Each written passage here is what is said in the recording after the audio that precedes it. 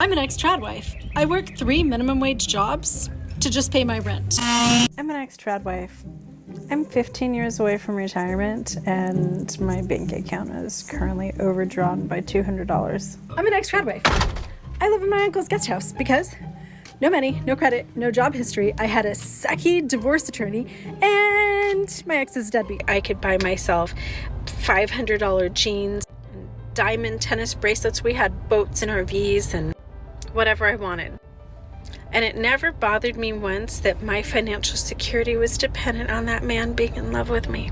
I never realized that him liking me or not liking me or finding me sexy or attractive or interesting determined whether or not my children could eat. I raise the kids, I stay home, and that if I gave him my years and sacrifice and love and loyalty, that he would reward me and take care of me and keep the boat steady when I got older. One of the many lowest points was when we were on our way to see family. It was a 13-hour drive, and he sneered at me that I will never be a partner's wife.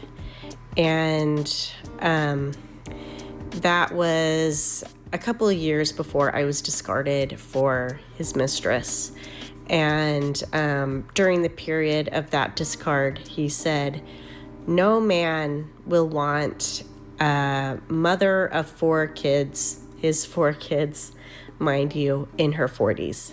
Yes, we do have stay-at-home moms who are in dire situations where they are being financially abused, maybe spiritually abused, maybe physically.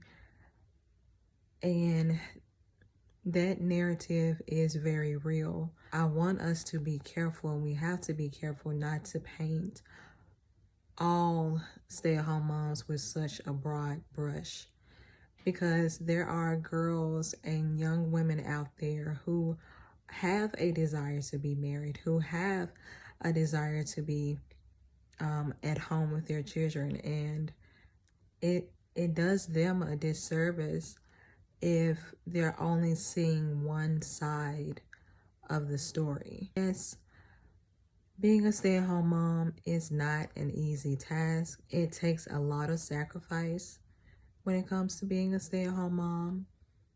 And not every day is roses and rainbows, but not every day is misery and mayhem.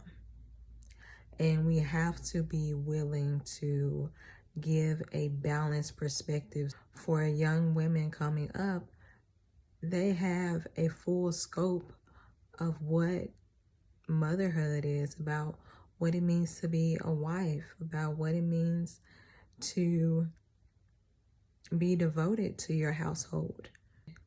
While I have this platform, and as long as God allows me to do so, I'm going to try my best to put out positive content, especially when it comes to being a wife and being a mom, because I think that is the most important job as a woman that you can have.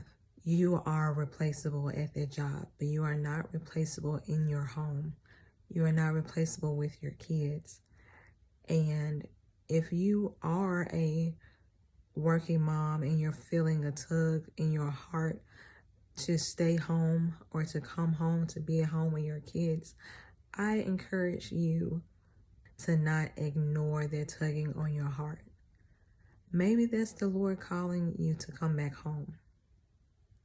For me, I know that was the case for me. I know that was the case for me, that I needed to be home with my kids, with my babies. Although days are long, I understand that the years are short. Us as believers, we have to be willing to push back on this narrative that all stay-at-home moms are miserable and lonely and they hate the kids and they hate their husband and they hate their life. Because as I said, yes, that may be the case for some stay-at-home moms in their situation, but that is such a broad brush to paint every single stay-at-home mom. And that's just not the case. That's just not the case for everyone. And so there has to be a balance. There has to be a balance so that women, young ladies who, as I said, have that desire are not being scared off by what they're seeing on social media. So I pray this message finds you well. I pray that you hear my heart in this message, and I love you to life, and I will talk to you later. Bye.